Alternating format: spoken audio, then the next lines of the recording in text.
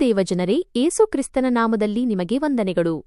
ಇಂದು ನಾವು ಅಬ್ರಹಾಮನ ಜೀವಿತದ ಬಗ್ಗೆ ಧ್ಯಾನಿಸೋಣ.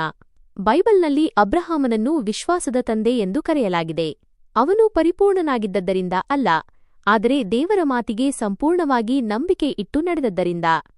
ಆದಿಕಾಂಡ 12:1 ಯೆಹೋವನು ಅಬ್ರಹಾಮನಿಗೆ ಹೇಳಿದನು, ನಿನ್ನ ದೇಶವನ್ನು, ನಿನ್ನ ಬಂಧುಗಳನ್ನು, ನಿನ್ನ ತಂದೆಯ ಮನೆಯನ್ನು ಬಿಟ್ಟು ನಾನು ತೋರಿಸುವ ದೇಶಕ್ಕೆ ಹೋಗು ಎಂದು ಬರೆಯಲಾಗಿದೆ. ಇಲ್ಲಿ ದೇವರು ಅಬ್ರಹಾಮನಿಗೆ ಪೂರ್ಣ ಪ್ಲಾನ್ ಹೇಳಲಿಲ್ಲ. ಮುಂದೆ ಏನು ಆಗುತ್ತೆ ಅನ್ನೋದನ್ನು ವಿವರಿಸಲಿಲ್ಲ. ಆದರೂ ಅಬ್ರಹಾಮನು ಪ್ರಶ್ನೆ ಮಾಡಲಿಲ್ಲ. ಭಯಕ್ಕಿಂತ ದೇವರ ಮೇಲಿನ ನಂಬಿಕೆಗೆ ಜಾಗ ಕೊಟ್ಟನು.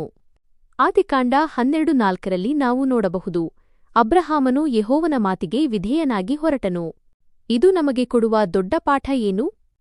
ದೇವರು ನಮ್ಮ ಜೀವನದಲ್ಲಿ ಕೆಲಸ ಮಾಡುವಾಗ ಎಲ್ಲಾ ಉತ್ತರಗಳನ್ನು ಮೊದಲು ಕೊಡಲೇಬೇಕೆಂದು ಇಲ್ಲ.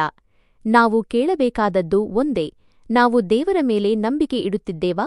ಅಬ್ರಹಾಮನ ಜೀವನದಲ್ಲಿ ವಿಳಂಬಗಳಿದ್ದವು, ಪರೀಕ್ಷೆಗಳಿದ್ದವು, ನಿರಾಶೆಯ ಕ್ಷಣಗಳಿದ್ದವು.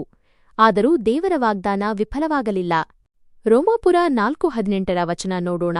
ನಿನ್ನ ಸಂತಾನವು ನಕ್ಷತ್ರಗಳಷ್ಟಾಗುವುದು ಎಂಬುದಾಗಿ ತನಗೆ ಹೇಳಲ್ಪಟ್ಟ ಆ ನಿರೀಕ್ಷೆಗೆ ಆಸ್ಪದವಿಲ್ಲದಿರುವಾಗಲೂ ಅಬ್ರಹಾಮನು ತಾನು ಬಹು ಜನಾಂಗಗಳಿಗೆ ಪಿತನಾಗುವೆನೆಂದು ನಿರೀಕ್ಷೆಗೆ ವಿರುದ್ಧವಾಗಿ ನಿರೀಕ್ಷಿಸಿ ನಂಬಿದನು.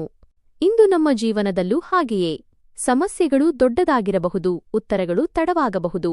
ಆದರೂ ದೇವರು ಮೌನವಾಗಿದ್ದಾನೆ ಅಂದರೆ ಅವನು ಕೆಲಸ ಮಾಡುತ್ತಿಲ್ಲ ಅಂದರ್ಥವಲ್ಲ. ಪ್ರಿಯ ದೇವಜನರೇ, ಅಬ್ರಹಾಮನ ಜೀವನ ನಮಗೆ ಹೇಳೋದು ಒಂದೇ, ವಿಶ್ವಾಸದಿಂದ ನಡೆಯುವವನನ್ನು ದೇವರು ಎಂದಿಗೂ ಕೈಬಿಡುವುದಿಲ್ಲ. ನಾವು ಕೂಡ ಅಬ್ರಹಾಮನಂತೆ ದೇವರ ಮಾತಿಗೆ ವಿಧೇಯರಾಗೋಣ, ಪರಿಸ್ಥಿತಿಗಿಂತ ದೇವರ ವಾಗ್ದಾನಕ್ಕೆ ನಂಬಿಕೆ ಇಡೋಣ. ಆಗ ದೇವರು ನಮ್ಮ ಜೀವನದ ಮೂಲಕವೂ ತನ್ನ ಮಹಿಮೆಯನ್ನು ಪ್ರಕಟಿಸುತ್ತಾನೆ. ಯೇಸು ಕ್ರಿಸ್ತನ ನಾಮದಲ್ಲಿ ಈ ವಾಕ್ಯ ನಿಮ್ಮ ಜೀವಿತಕ್ಕೆ ಆಶೀರ್ವಾದವಾಗಿದೆ.